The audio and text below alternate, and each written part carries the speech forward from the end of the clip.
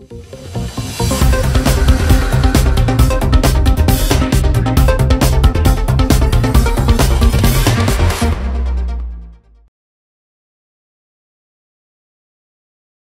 bienvenidos un día más a Canal Enfermero, bienvenidos al programa Entrevista con.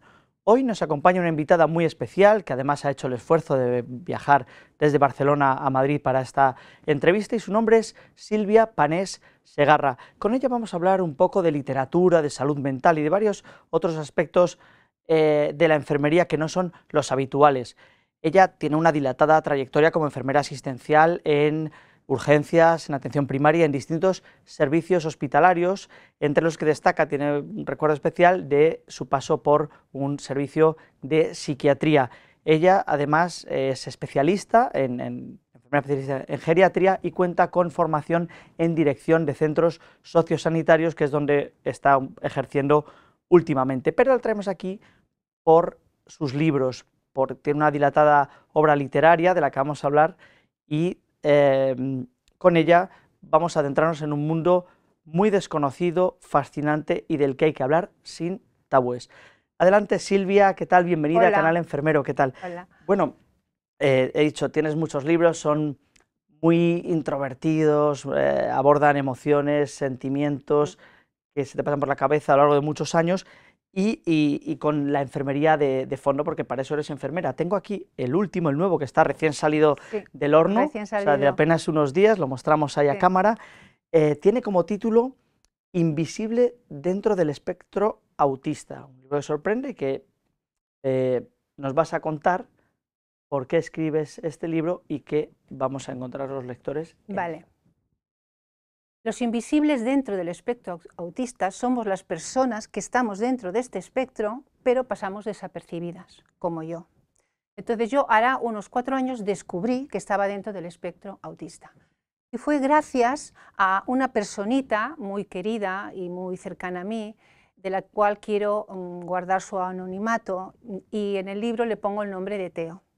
A este niño tan especial coincidí unos días con él después de estar más de un año sin verlo y me llamó mucho la atención porque vi una serie de comportamientos de los cuales la última vez que había estado en contacto con él pues no los había apreciado, ¿no? Porque el espectro autista normalmente se empieza a apreciar a partir de los 3 o 4 o 5 años de edad. Estos comportamientos eran, por ejemplo, su manera de hablar. O sea, los niños autistas tienen una manera de hablar que parecen pequeños profesores, con una voz un poco robótica, con una acentuación muy grave, o sea, como un niño listo, pequeñito, ¿no? como un profesor. Luego su manera de jugar, alineando los juguetes por colores, y si tú intentabas jugar con él y le tocabas un coche de sitio se ponía hecho una fiera, no. O sea, él marcaba sus patrones y tenía que ser de aquella manera.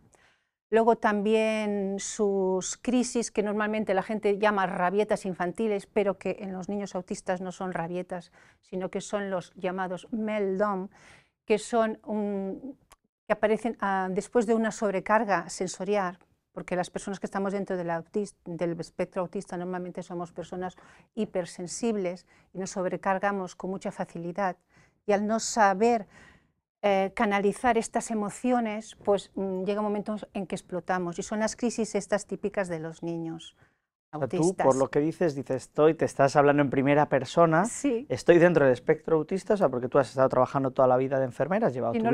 Y no lo sabía. Y hace 4 años te das cuenta de que tú tienes una de estas patologías que se puede considerar, bueno, patologías o condiciones más bien, no enfermedades. Condición.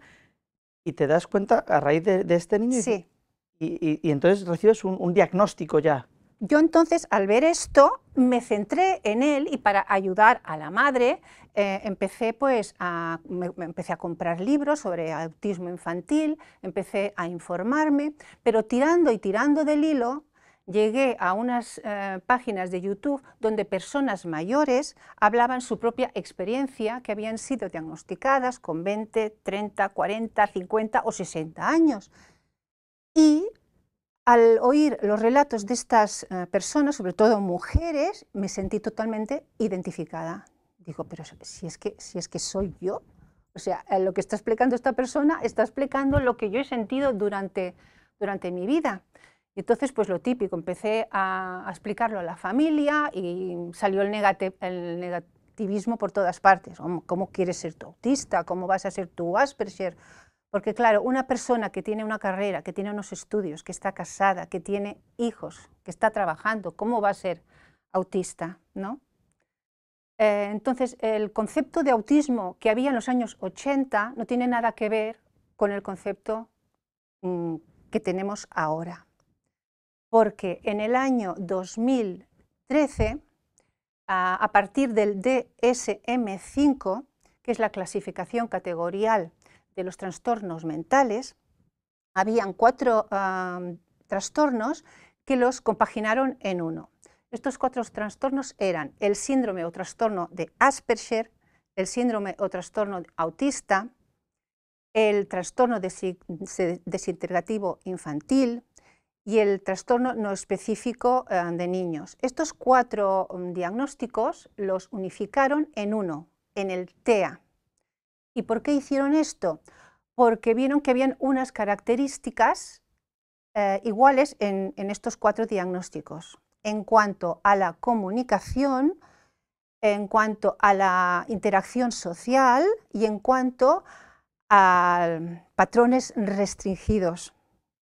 Entonces, esas 3 características que tenían estos 4 diagnósticos los unificaron en uno y sacaron el diagnóstico de autismo, el de TEA, los otros 2 que he mencionado, y se quedó el de trastornos del espectro autista, autista. TEA.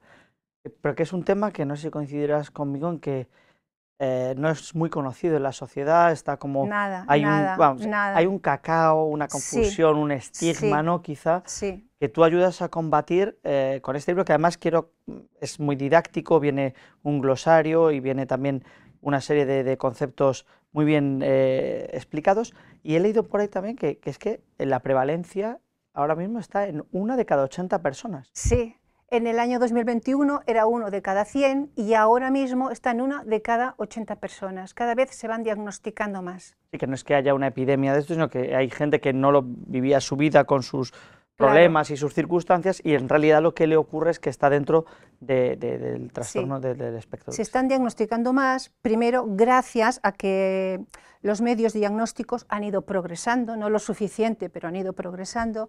Después también gracias a las redes sociales, que fue mi caso en particular, ¿no? Que yo lo descubrí gracias a las redes sociales. Y bueno, no sé, y porque también la gente de alguna manera tiene la necesidad, como yo, ¿no? de expresarlo, para que deje de ser un estigma. Bueno, decíamos que tu trayectoria profesional influye mucho en tus libros y los libros. ¿Qué te marca más? ¿Ser enfermera marca tu trayectoria como escritora, o ser escritora influye mucho en la forma en la que abordas la enfermería? Porque decíamos antes que habías pasado por servicio de salud mental, y de hecho aquí, ya 2 por 1, tenemos Mi mente, mi mundo, que en realidad es una novela basada, donde se habla de la depresión, ¿no? O sea, que es un tema que también has abordado. ¿Cómo compaginas eso, enfermería y vocación literaria? ¿Qué relación mantienen entre Bueno, ellos? yo toda mi vida he escrito, desde muy jovencita, y realmente ha sido mi terapia personal. Porque, Quizá por eso no ha evolucionado de otra manera. Sí, y entonces yo, bueno, como me dediqué a ser mamá y a trabajar, pues dejé ya de lado los escritos, pero tenía una carpeta con mis escritos de cuando era joven. Entonces, cuando ya mis hijos empezaron a ser mayores, que empiezas a tener el nido vacío y llegas a casa de trabajar y te sobran horas, encontré por casualidad esa carpeta. Eso fue en el 2016 y de allí nació mi primer libro. Hice una selección de escritos y de allí nació mi primer libro. O sea, tu producción literaria son 8 o 10 libros, no es un montón, o sea, son solo de 2016 hasta hoy. 9 libros, o sea, sí que ha sido desde el 2016 hasta ahora. Pero estos 2 son los más especiales porque Mi mente, mi mundo fue mientras estuve pasando por 3 psicólogas diferentes durante 3 años buscando mi diagnóstico. Y de alguna manera quise canalizar un poco pues esa ansiedad o esa depresión en el libro este. Y una vez ya teniendo el diagnóstico, entonces ya me decidí a escribir el otro. Ah, pues pensaban que lo que tenías era un trastorno depresivo o Las dos ansiedad o algo. primeras psicólogas a las que acudí me diagnosticaron de ansiedad y fobia social. La primera me dijo, no, tú no puedes ser Asperger porque cuando te hablo me miras a los ojos. Y yo le contesté, hombre, es que ya he tenido casi 60 años de práctica para poder yo mirarte a los ojos. Yo cuando era pequeña me costaba muchísimo mirar a los ojos de la gente, ¿no? Y ahora también me cuesta, lo que pasa que a base de practicar llegas a saber comportarte dentro de la sociedad, dentro de lo que la sociedad te pide.